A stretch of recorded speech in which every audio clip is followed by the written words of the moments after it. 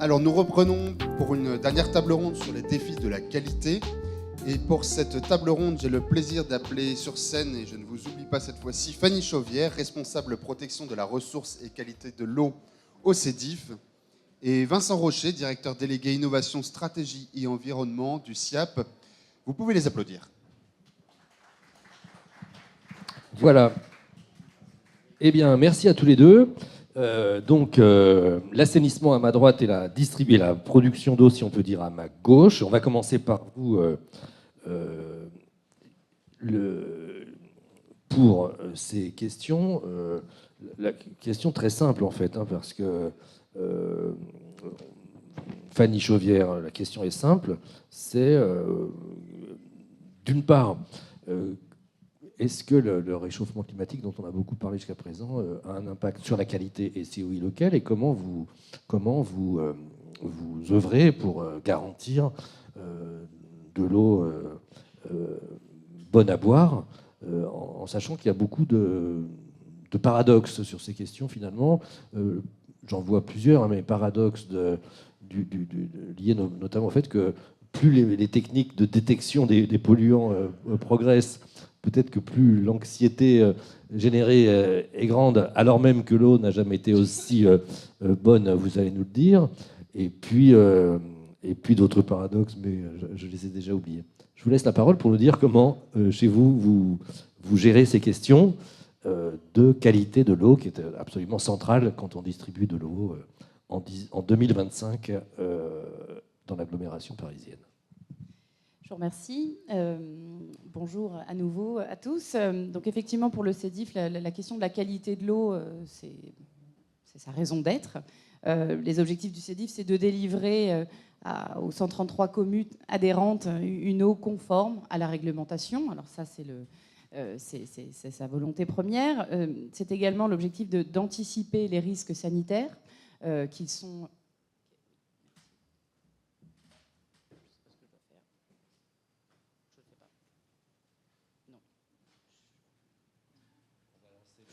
Je vous laisse œuvrer. Donc anticiper les risques sanitaires liés à l'eau potable, et puis surtout de répondre aux préoccupations des usagers qui sont croissantes, qui sont légitimes, qui sont très présentes depuis quelques années. Alors dans un contexte de changement climatique, quels sont les défis auxquels un service public d'eau potable comme le CEDIF et comme tous les autres d'ailleurs doivent faire face? Eh bien, donc effectivement, c'est ce double enjeu de conformité. Décidément, il n'y a rien qui s'affiche comme on souhaitait, mais c'est pas grave.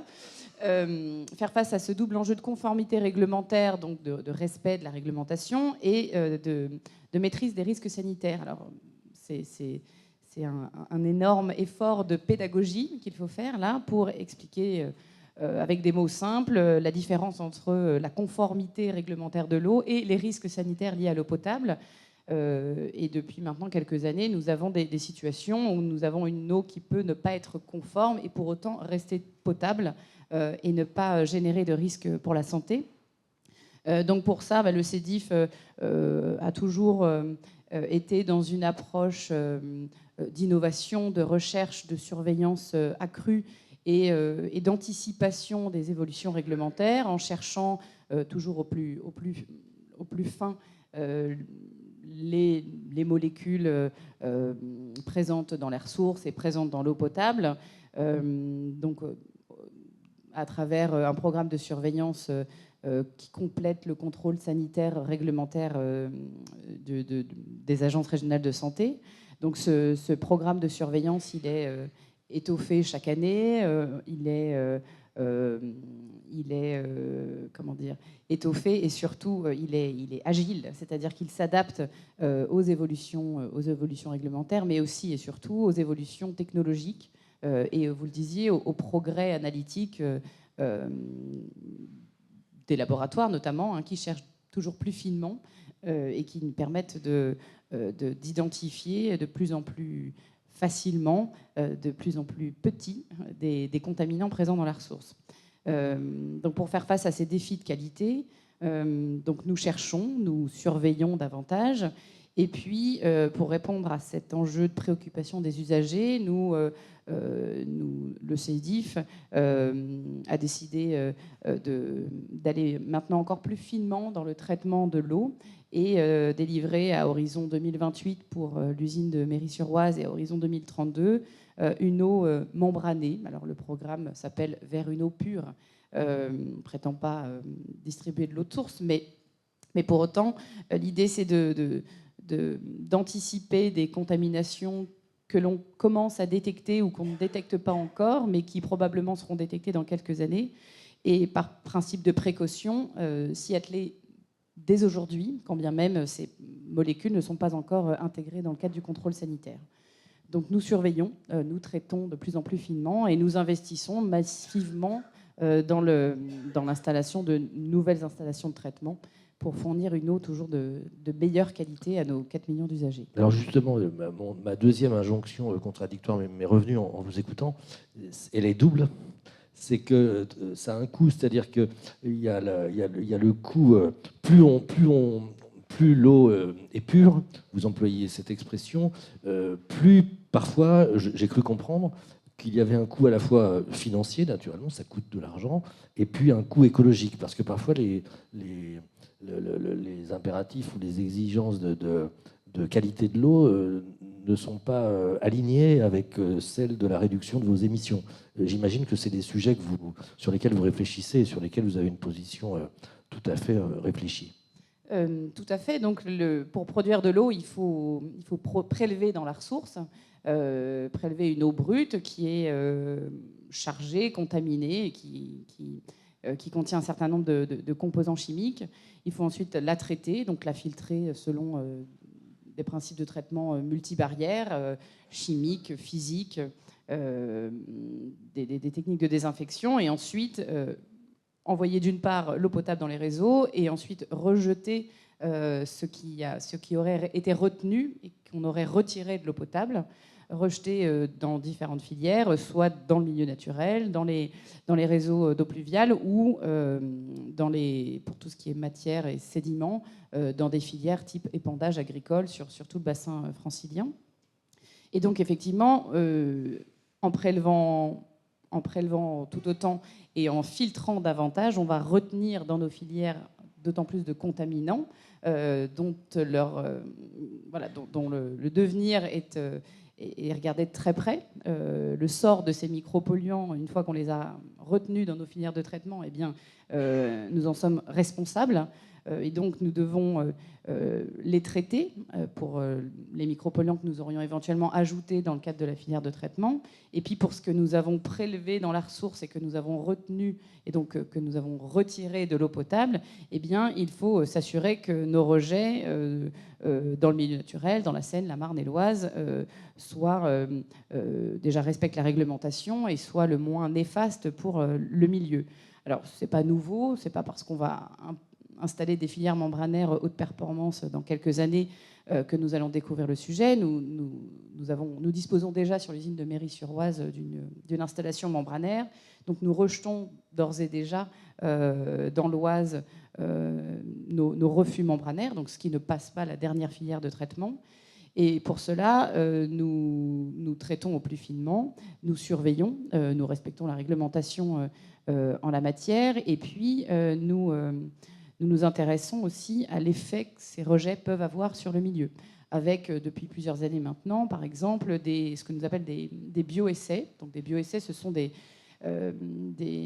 campagnes que nous réalisons avec de l'encagement de gamards, donc ce sont des petites crevettes, que l'on met en amont et en aval de nos rejets, donc on le fait sur nos 3 usines, pour essayer de voir si finalement nos usines, de par leur existence et leur rejet dans le milieu naturel, elles ont un impact ou pas sur le fonctionnement du milieu aquatique.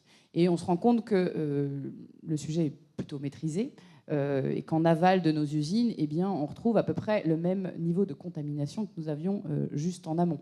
Donc, nous efforçons de ne pas polluer la ressource tout en garantissant un risque sanitaire minimum pour nos usagers. Je crois que dans cette même ordre d'idée, vous avez aussi une action en amont auprès des agriculteurs, notamment des bassins versants, afin d'éviter la pollution de l'eau que vous utilisez ensuite pour la traiter vous-même?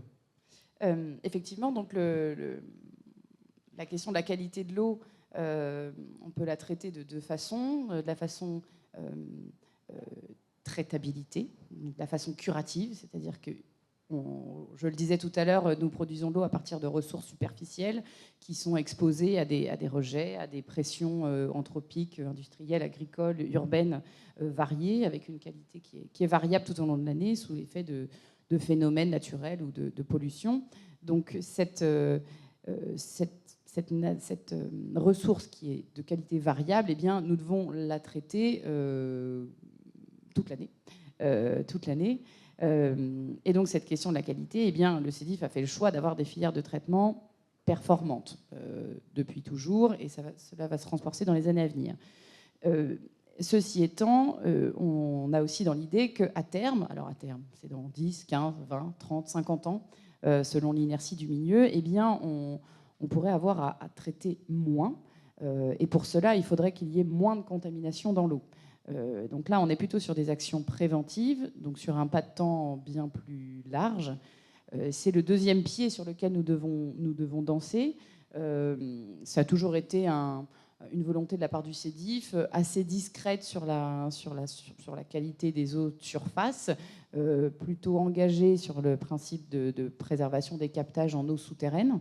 Et pour ce faire, donc pour préserver la ressource en amont de nos prises d'eau, eh bien, nous avons différentes actions en cours. Alors, sur la nappe de Champigny que je mentionnais tout à l'heure, qui correspond à 3% de nos ressources d'eau brute, donc c'est plutôt marginal, mais ceci étant, nous faisons partie des gros producteurs d'eau prélevant dans la nappe de Champigny, dont nous avons besoin d'être exemplaires en la matière. Nous menons depuis plus d'une dizaine d'années des actions de protection de la ressource avec des acteurs de l'eau, que sont les acteurs agricoles notamment, donc au travers d'un plan d'action qui s'appelle Terre et Eau 2025, et qui a pour objectif d'accompagner la transition agroécologique des agriculteurs du bassin Seine-Normandie vers des pratiques plus vertueuses et moins émettrices de produits phytosanitaires, métabolites de pesticides, par exemple. Merci infiniment. Dernière question avant de passer au SIAP. La question financière. Là aussi, est-ce qu'il n'y a pas une sorte d'injonction contradictoire dans le fait que, on l'a dit tout au long de la matinée, il faut encourager la sobriété, mais je crois savoir que vous-même, vous allez me le confirmer ou pas, vous tirez vos ressources, vos ressources sont indexées sur la quantité d'eau que vous traitez ou que vous distribuez, j'imagine, et que moins vous distribuez d'eau, peut-être que moins vos ressources sont élevées, alors que tout ça coûte cher. Dites-moi si je me trompe. Non, vous ne vous trompez pas. Tout ça coûte cher, effectivement, à la fois le curatif et à la fois le préventif.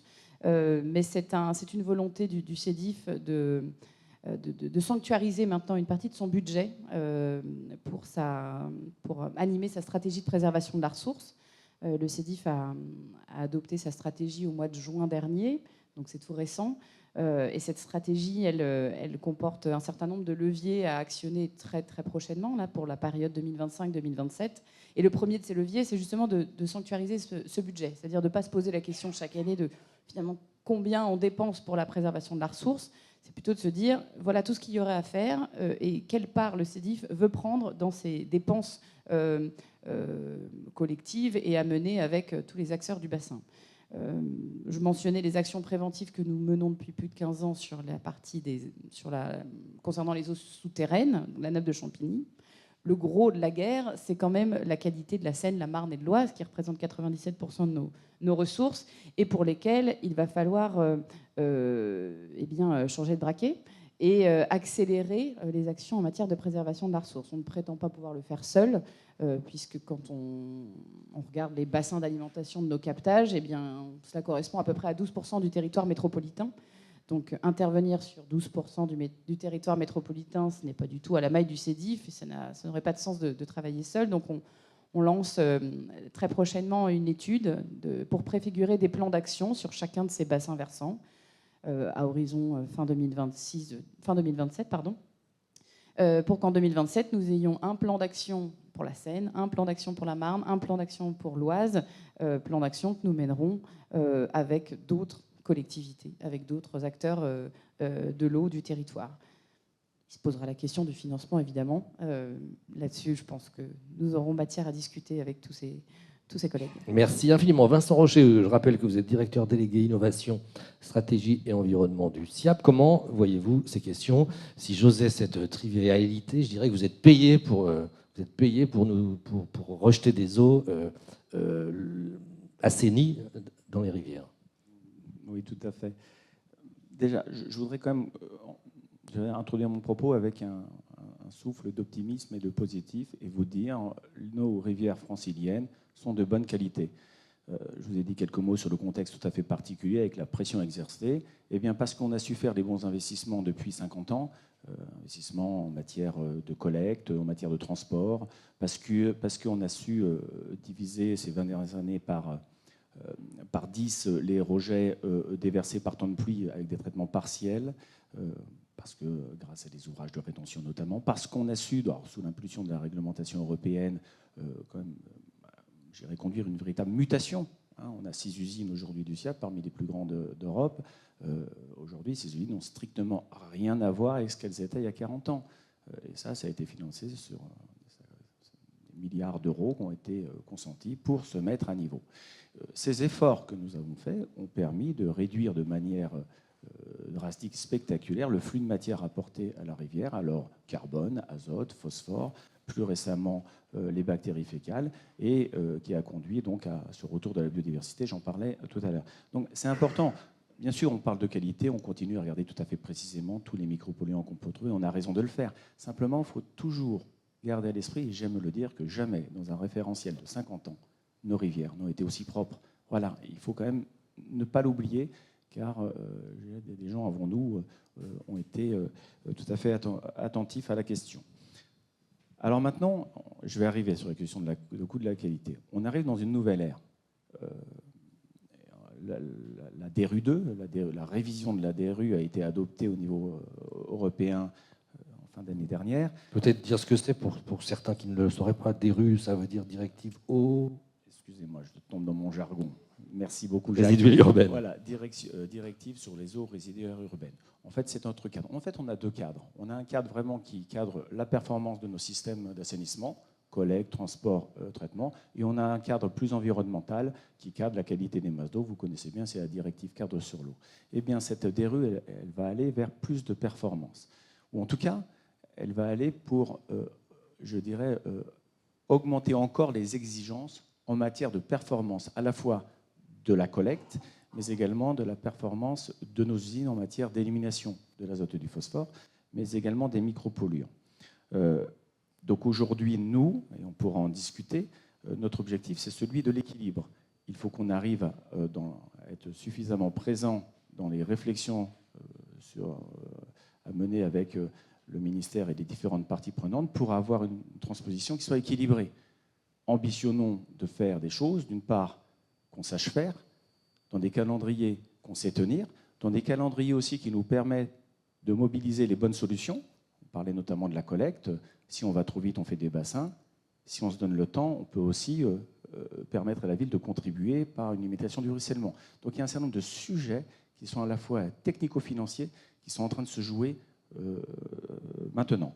Et pour rebondir sur ce que vous demandiez au CEDIF, philosophiquement, le grand changement, c'est qu'il faut qu'on arrête de parler que de l'impact. Aujourd'hui, on est focalisé sur l'impact. Nous devons faire les investissements nécessaires pour limiter l'introduction de polluants dans la rivière. Donc on a toujours su le faire. Et moi, quand j'ai commencé ma carrière il y a 25 ans, on me disait que notre but, c'était d'avoir des stations d'épuration performantes, zéro nuisance. On appelait ça zéro nuisance. Ça ne se voit pas, ça ne sent pas et c'est efficace. La question d'empreinte environnementale, mais on n'en parlait absolument pas. La question de la sobriété énergétique, on n'en parlait pas. La question de l'empreinte carbone, on ne savait même pas ce que c'était. Donc aujourd'hui, ça veut dire que dans notre manière de regarder l'évolution de nos infrastructures, bien sûr, on doit préserver la qualité de nos eaux, d'autant plus que les usages sont pluriels, mais également aujourd'hui, on doit prendre en compte la question de la sobriété énergétique et la question de la limitation de notre empreinte carbone. J'ai deux questions. Je crois que vous avez fait un sondage récemment sur les polluants et je crois que sur la perception qu'ont les gens de ces nouveaux risques. Vous nous direz peut-être un mot. Puis là, vous le disiez, mais vous le disiez de façon un tout petit peu suggérée. Il me semble que vous me disiez en préparant cette matinée que vous estimez qu'aujourd'hui, il y a certaines directives et puis leur transposition, on reproche parfois à la France de surtransposer, qui aboutissent à des exigences réglementaires ou normatives qui vous semblent déséquilibré, mais peut-être que vous pouvez nous en dire un peu plus, déséquilibré en termes de rapport coût-intérêt, quoi. Merci pour cette question. Non, c'est vrai, je pense qu'il faut qu'on arrive à en discuter ensemble. Ça. On ne fait pas de combat derrière-garde. La DRU telle qu'elle sera transposée, toutes les collectivités vont l'appliquer. Simplement, il est de notre responsabilité de s'assurer que cette transposition nous permette d'assurer la soutenabilité financière de l'ensemble. Notre plan pluriannuel d'investissement, donc on va publier donc dans quelques semaines maintenant, eh bien, au cœur, il y a bien sûr l'atteinte des objectifs, de ce qu'on appelle les cibles de performance, mais aussi la question de la soutenabilité financière. Donc la soutenabilité financière, ça passe par ces évaluations coûts-bénéfices dont on parle beaucoup. Faisons les investissements là où c'est nécessaire. Autrement dit, là où il y a des bénéfices environnementaux notables à attendre. Enfin, et là, mon propos dépasse largement le cadre de l'Île-de-France. Donc aujourd'hui, ces études sont engagées, les groupes de travail sont engagés, les résultats, il faut le temps qu'ils sortent, mais le temps de la transposition, c'est un temps court. Donc la première chose, c'est vraiment essayons, autant qu'on puisse le faire, autant que la directive nous donne des marges de manœuvre dans la transposition, en tout cas d'aller privilégier et prioriser les investissements pour lesquels on attend des bénéfices environnementaux notables. Et je vous donne un exemple, mais tout à fait concret. C'est que nous, on nous dit qu'il faut augmenter de 70 à 80% l'abattement de l'azote. Bon, on a un patrimoine industriel qui pèse à peu près 11 milliards d'euros, qui est dimensionné à 70%. On n'est pas surdimensionné. Donc on est en train de parler d'investissements qui seront conséquents. A-t-on évalué précisément le bénéfice environnemental pour l'aval du bassin Seine-Normandie de cette augmentation de performance?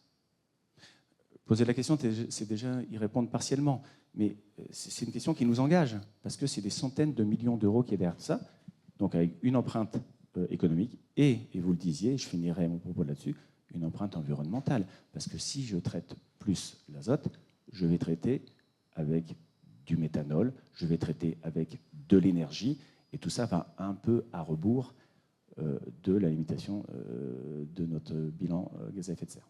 Voulez-vous nous dire un mot de l'étude c'est un sondage que vous avez présenté aux dernières résonances. Vous faites de plus en plus de la communication sous l'impulsion, je crois, de votre président François-Marie Didier.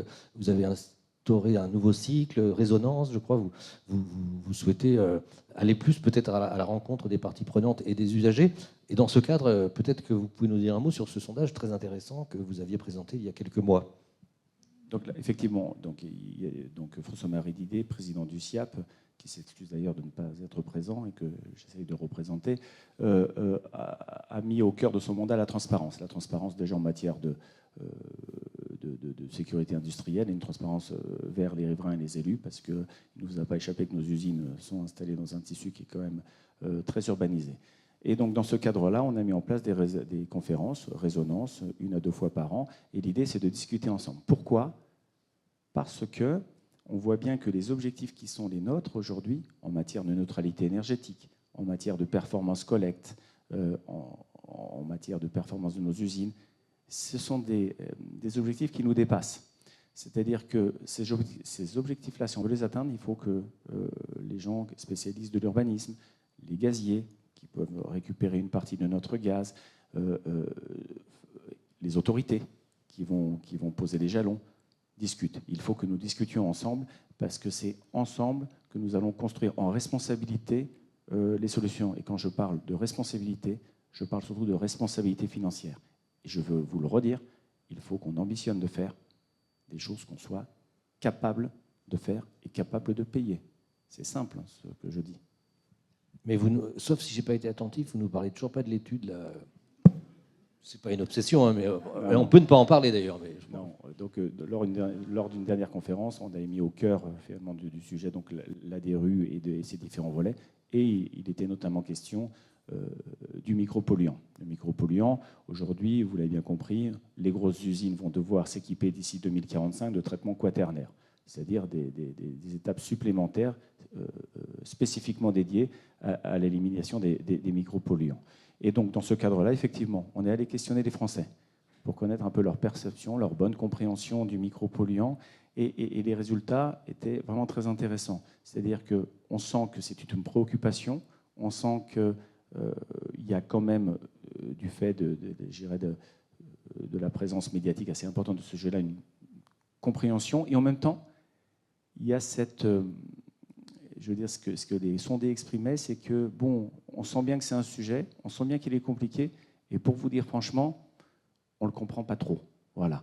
Et avec des questions, connaissez-vous les polluants éternels? Oui, je sais ce que c'est. Et les PFOS, PFAS? Non, ça, je ne sais pas, mais nous parlons de la même chose. Donc, on voyait une sémantique qui est un petit peu complexe, etc. Donc, on en parlait tout à l'heure, il y a vraiment un besoin de pédagogie, de sensibilisation, d'explication sur ces sujets, parce que, in fine, c'est quand même tout à chacun qui va payer ce surplus de traitement. Très bien. Je crois que vous travaillez ensemble sur... vous avez une convention récente, vous pouvez nous en dire un mot, Fanny Chauvière, entre donc, le CEDIF et le SIAP?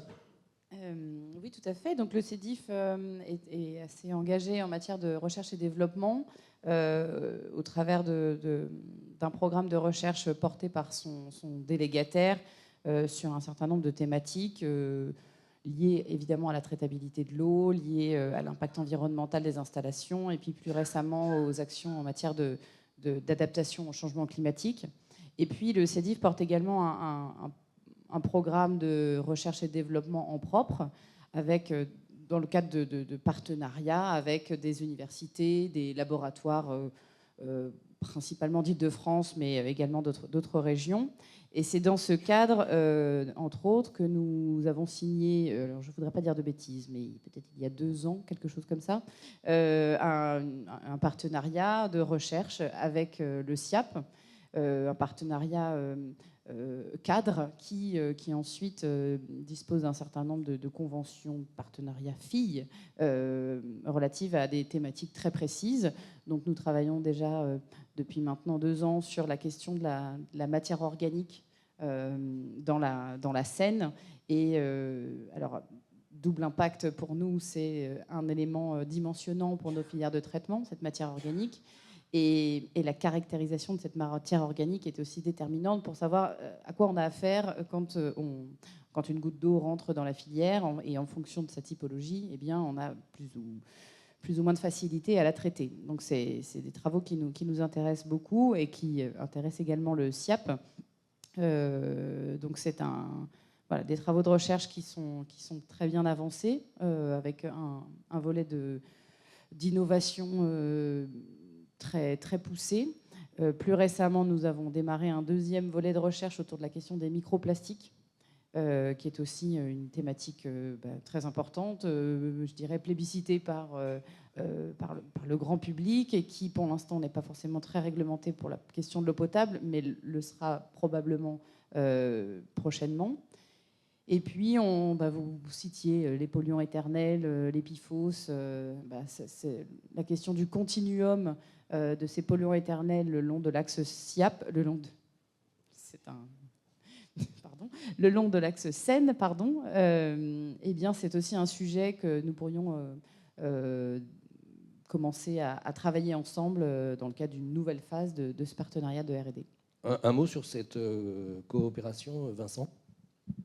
Oui, donc une coopération essentielle. On a quand même finalement 2 choses. Un objet commun qui est la rivière, réceptacle de nos rejets et ressources pour la production d'eau potable, en tout cas en partie. Et puis quand même, on a quand même des métiers qui tangentent un peu. On voit que nos filières se ressemblent un petit peu, etc. Donc on a vraiment cette volonté sur le temps long, à travers la signature de programmes pluriannuels, d'avancer ensemble, à la fois pour mettre en synergie nos moyens, de ne pas faire la même chose chacun de notre côté, mais essayer d'avancer ensemble. Et en même temps, on a malgré tout des visions tout à fait complémentaires. Donc c'est des programmes qui sont très riches et très efficaces. Efficaces aussi, et vous le disiez, avec cette volonté très forte de faire de l'innovation incrémentale, de l'innovation qui prend vie sur nos usines, que ce soit pour la production d'eau potable ou les usines d'épuration. On parlait de fluocopée avec cette sonde que nous avons développée ensemble. On parlait également des bioessais sur lesquels on travaille ensemble parce qu'ils ont des applications pour qualifier nos ouvrages, mais aussi contrôler vos eaux. Donc on voit bien toute la synergie. Et peut-être vous dire aussi, pour faire le lien avec ce qu'on a dit en introduction, c'est que pour répondre à ces enjeux de limitation de l'impact et de maîtrise de notre empreinte environnementale et financière, il y a bien sûr la construction d'infrastructures. Donc là, on va d'aller chercher les infrastructures les plus pertinentes au regard de l'efficacité, du coût énergétique, etc. Mais aussi l'évolution des pratiques. Et là, les innovations en termes de métrologie, en termes d'outils d'aide à la décision, donc les innovations numériques, c'est la clé pour répondre à nombre d'enjeux. Donc ça ne coûte pas cher, mais il faut qu'on s'organise pour être capable de les faire émerger. Et je vais vous donner un exemple pour illustrer cela. 40% de l'empreinte carbone du SIAP, c'est le protoxyde d'azote. Donc c'est un gaz qui est émis lors du traitement. 40%, tout confondu, tout scope confondu, c'est ce gaz-là. Bon, mais je vais vous dire que ça fait 10 ans qu'on fait des efforts pour innover, pour être capable de le mesurer, innover pour avoir ce qu'on appelle des capteurs virtuels pour être capable d'estimer en temps réel ces émissions, et enfin innover pour être capable d'intégrer dans nos process des régulations qui prennent en compte ce gaz. Donc c'est-à-dire, avec un peu d'intelligence et finalement très peu d'argent, on va peut-être réduire 50% de notre principal problème s'agissant de l'empreinte carbone. Donc on n'innove pas pour innover, on innove pour répondre à nos enjeux industriels et environnementaux. Avant qu'on passe aux questions, s'il y en a, vous avez récemment publié un livre historique sur l'évolution de l'assainissement dans l'agglomération parisienne et peut-être même en France. Dites-nous ce que vous avez voulu montrer ou peut-être ce qui vous semble en quelques mots, en quelques minutes, parce qu'on ne mesure pas forcément ce que voulait dire la qualité de l'eau de la Seine, l'usage de l'eau, ne serait-ce qu'il y a que quelques siècles, où on la buvait mais pour s'empoisonner, etc. Bon, je vais essayer d'être bref simplement. Donc, on a voulu expliquer l'histoire de l'assainissement faire le lien entre la qualité de nos rivières et cette histoire de l'assainissement, où on a eu des allers-retours entre une vision très hygiénique de la chose, puis à nouveau une vision environnementale, puis à nouveau une vision hygiénique avec la baignade. Et on a voulu montrer que finalement, ce qui a permis finalement de faire les bons choix, c'est cette vision sur le temps long. Et c'est quand même, je m'arrêterai là-dessus, c'est quand même passionnant d'aller voir le programme général d'assainissement signé en 1929, où les grands ingénieurs de l'époque se projetaient et expliquaient comment la démographie allait évoluer, comment les besoins allaient évoluer, et finalement comment il fallait y répondre, avec une projection quasiment à 70 ans, en disant voilà comment ça va se passer et voilà ce qu'il faut faire. Et on a suivi presque à la lettre ce programme général d'assainissement de 1929 jusque dans les années 80. Et c'est ce que ce livre raconte. Alors, c'est un livre qui est un peu historique, mais surtout technique, bien sûr, avec des projections aussi sur nos enjeux de demain. Très bien, merci beaucoup. Y a-t-il des questions à ce stade? Madame Presson, vous êtes élue à Sceaux et vous vous intéressez beaucoup aux questions d'environnement. Et on va vous passer un micro, sauf si mon camarade est parti boire des cafés. Oui, j'avais une question concernant le traitement de l'eau. Est-ce que vous avez une compta analytique qui permet de savoir quel est le surcoût du traitement de l'eau, avant de le mettre dans les réseaux, vous avez en raison des polluants de type pesticides?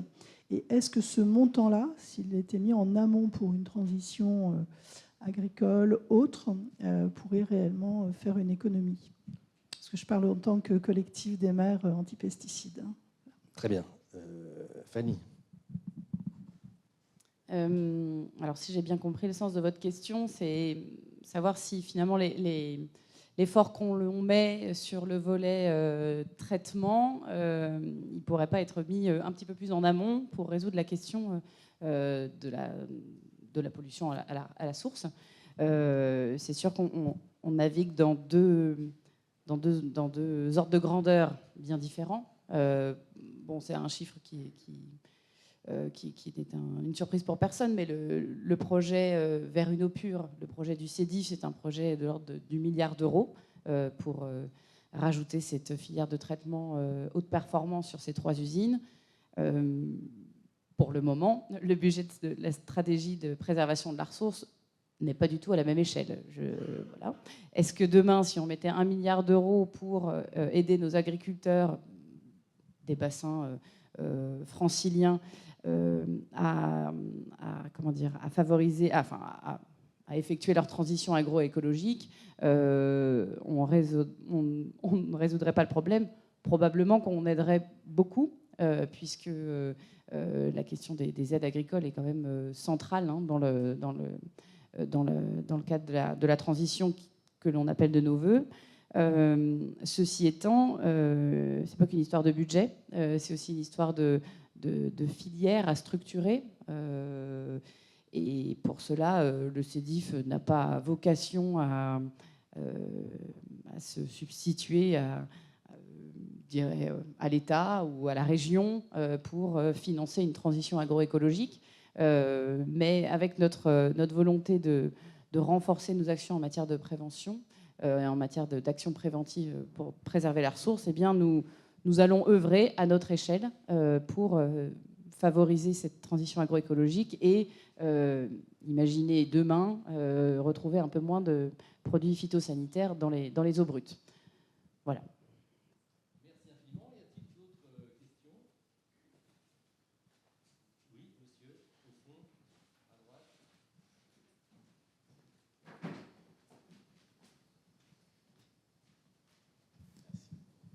Oui, aussi pour le CEDIF, est-ce que vous pourriez nous parler un peu plus de ce plan d'action pour préserver la ressource en eau, qui justement rebondit à la question précédente, parce que vous parliez d'un plan pour 2027, c'est ça?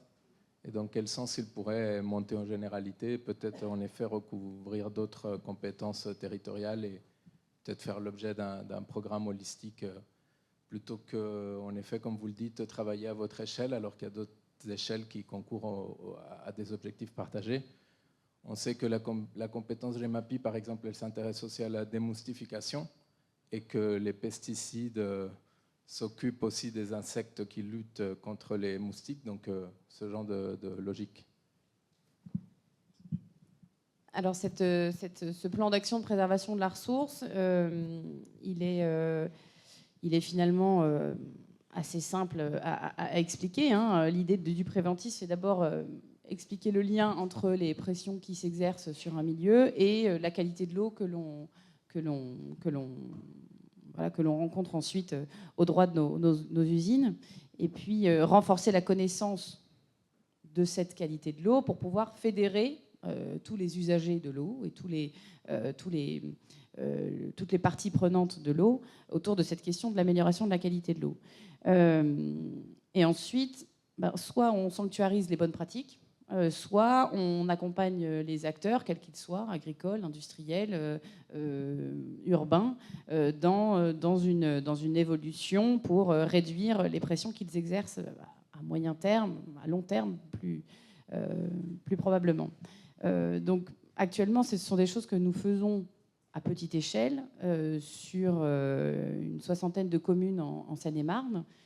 Donc là, nous travaillons avec les agriculteurs pour, d'une part, les former, les sensibiliser, leur expliquer comment l'eau circule dans la nappe et de quelle façon ils ont un impact, eux, de par leurs pratiques agricoles, de quelle façon ils ont un impact sur la ressource que nous prélevons à nos captages.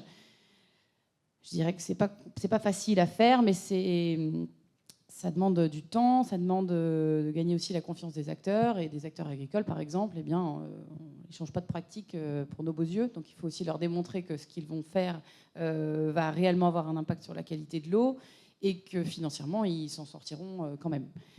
Alors c'est compliqué sur une 60aine de communes et on a dans l'idée d'éventuellement faire ça sur plusieurs milliers de communes en amont de nos prises d'eau, puisque là l'étude que nous lançons, elle regroupe l'intégralité des unités hydrographiques qui ont un exutoire jusqu'à 100 km en amont de nos prises d'eau Seine, Marne, Oise. Donc ça nous fait sortir de l'Île-de-France, ça nous fait aussi travailler avec d'autres régions, d'autres départements. Donc on parle de l'Oise, de l'Aisne, pour les plus contributives en matière de cours d'eau. Et il va falloir assez rapidement, dès que l'étude va démarrer, très très prochainement je l'espère, aller voir tous ces acteurs et leur dire, voilà, nous sommes finalement en aval, nous sommes usagers d'une ressource qui prend sa naissance chez vous, ou même en amont de chez vous. Donc nous sommes tous concernés par cette ressource en eau. Et pour qu'à terme, nous ayons moins de traitements à faire et que globalement, la qualité du milieu s'améliore encore davantage, même si de belles améliorations ont déjà eu lieu, eh bien, c'est tous les acteurs du bassin versant qui doivent mettre, comment dire, le pied à l'étrier, voilà. Potentiellement aussi la main à la poche, parce que voilà, c'est pas forcément le CEDIF qui résoudra toute la question de la qualité de l'eau en Seine, en Marne et en Oise, mais il va falloir travailler avec les agriculteurs. Alors par exemple, développer des paiements pour services environnementaux. Ça, c'est un dispositif d'aide et de rémunération des agriculteurs pour le service qu'ils rendent, le service étant l'amélioration de la qualité de l'eau. Donc ça, c'est quelque chose qu'on essaie de mettre en place déjà sur notre petite zone pilote des 60 communes en Seine-et-Marne. On va y arriver, mais c'est complexe parce que ce sont des dispositifs qui sont réglementés et qui sont encadrés par la politique agricole commune. Donc on ne peut pas aider les agriculteurs comme ça. Quand on est une structure publique, il faut le faire dans le cadre d'un régime notifié. Mais bon, nous y attelons. Et l'idée, ça sera ensuite de développer ça plus largement. Donc oui, de financer la transition écologique de certains agriculteurs, par exemple, dès lors qu'ils sont dans une zone particulièrement contributive ou particulièrement vulnérable du point de vue de la ressource en eau. Merci infiniment. Y a-t-il d'autres questions, Monsieur Montasso ? Merci. J'ai une question qui lie un peu quantité et qualité.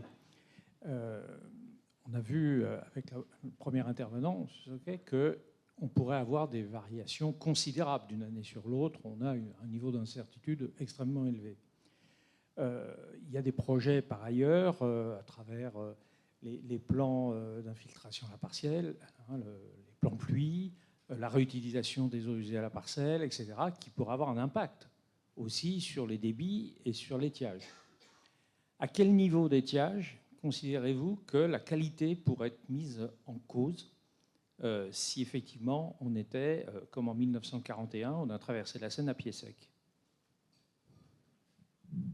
Un peu plus tôt dans je peux commencer à répondre, mais un peu plus tôt dans la matinée, je mentionnais une étude que nous menons avec le BRGM, justement pour étudier l'évolution tant du point de vue de la qualité que de la quantité de la Seine, enfin de la Marne et de l'Oise, dans un premier temps. Et on se rend compte que finalement, ces cours d'eau, effectivement, vont connaître des contrastes très forts, de plus en plus forts, et qu'on va connaître des étiages plus longs, plus sévères, qui vont devenir peut-être notre routine, là où jusqu'à présent, c'était des situations extrêmes. Du point de vue de la production d'eau, en tout cas en ce qui concerne les usines du CEDIF, l'étiage n'est pas le sujet le plus préoccupant, parce que techniquement, on est toujours, alors si on est autorisé à le faire évidemment, on est toujours en mesure de prélever de l'eau et de la traiter d'un point de vue hydraulique. En ce qui concerne la qualité de l'eau, eh bien, je ne peux pas encore dévoiler les conclusions de l'étude, mais il y aura probablement un impact sur la concentration des contaminations avec la baisse des débits. C'est mathématique, quoi. Enfin, si on a moins de débit, mais tout autant de flux, eh bien, la concentration sera plus importante. Donc pour nous, ce sera des conséquences en matière de de traitabilité, de réactifs à ajouter dans la filière de traitement pour traiter davantage des contaminants qui seraient présents en plus grand nombre. Alors c'est un peu contre-intuitif parce que généralement quand l'eau est...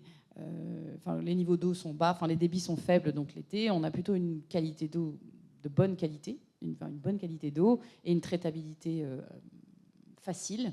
Voilà, on parle de traitabilité de l'eau. Mais si demain on se retrouvait à avoir des bassins versants dont le fonctionnement hydrographique et hydrologique est perturbé, eh bien cette tendance à la bonne qualité estivale pourrait être questionnée et donc nécessiterait une adaptation de nos filières de traitement. Voilà. Peut-être en complément de ce qui vient d'être dit, finalement il y a deux choses. La question de la qualité, finalement, ça dépend de la durée de l'étiage pour nous. C'est très mécanique. Ce que je fais, c'est que si j'ai un étiage qui dure 4 mois, je vais peiner à atteindre mes objectifs de qualité. Je parle des autres surfaces. La question de la fragilité, elle, c'est la question de la sévérité de l'étiage. Si l'étiage est long mais modéré, je n'ai pas de sujet de fragilité. En revanche, si je passe le mois d'août avec des débits très faibles, des températures très chaudes, là, je mets en péril. Donc, toujours, vraiment réfléchir en matière de qualité, mais aussi en matière de fragilité.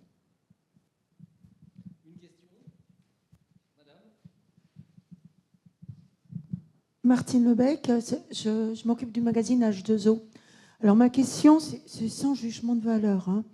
Je suis bien sûr comme n'importe quel usager de l'eau pour qu'il y ait plus de contrôle possible et puis voilà, pour être garanti d'avoir une eau de qualité. Bon, on a eu la directive 4 sur l'eau, il y a la DRU 1, la DRU 2 maintenant, il y a la réglementation européenne sur les PFAS. La Commission européenne vient de refuser, je crois que c'était il y a 10 jours, d'y introduire 8 PFAS complémentaires dans les contrôles par rapport au vin qui existe déjà, qui était une demande du Danemark, des Pays-Bas et de l'Allemagne. Bon, elle limite un petit peu, mais on y vient, on contrôle de plus en plus. Ça représente un coût. Et je voulais savoir si vous deux, en tant qu'opérateur majeur, que ce soit le CEDIF ou le SIAP, vous intervenez dans ces réglementations européennes, si vous êtes consulté, parce que tout à l'heure, on a parlé du programme OPUR du CEDIF, osmose inverse basse pression, qui va coûter à peu près 1 milliard d'euros. Le SIAP a fait la remarque, Vincent Rocher a fait la remarque qu'il y a des investissements lourds et qu'il faut bien calculer ces investissements pour être sûr de faire les bons investissements au bon montant. Donc voilà, est-ce que vous estimez être assez consulté pour toutes ces réglementations qui apparaissent ?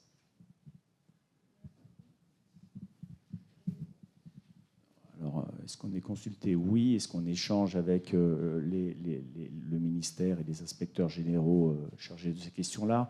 La réponse est oui.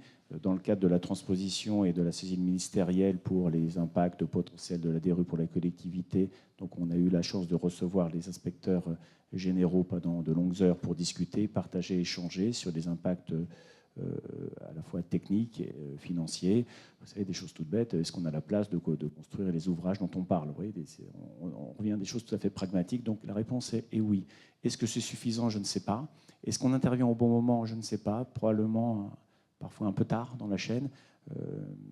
Mais en tout cas, la réponse est oui. Mais en tout cas, je pense, ce qu'il faut, c'est qu'on utilise tous nos canaux, tous nos leviers. Alors, il y a des fédérations, des associations qui sont très, très impliquées pour exprimer des choses simples. Je pense que le sujet est suffisamment complexe pour qu'on essaye collectivement de le simplifier.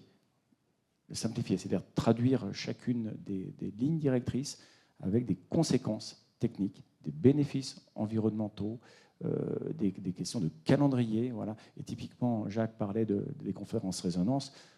Ça fait partie du sujet. Donc évidemment, ces conférences, on fait venir tout le monde. Elles sont ouvertes par le préfet de région, il y a les services de l'État, il y a les agences de l'eau, tout le monde est là.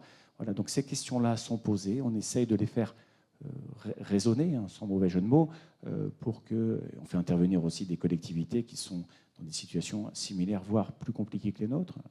Je vous donne un exemple. Bordeaux est intervenu pour dire, bon, moi, on me parle de la DRU 2, je ne suis pas conforme DRU 1, on me parle de micropolluants en 2045, je ne traite pas encore l'azote, dans mon PPI, dans mon plan pluriannuel d'investissement, tout ça n'est pas prévu, j'ai un sujet.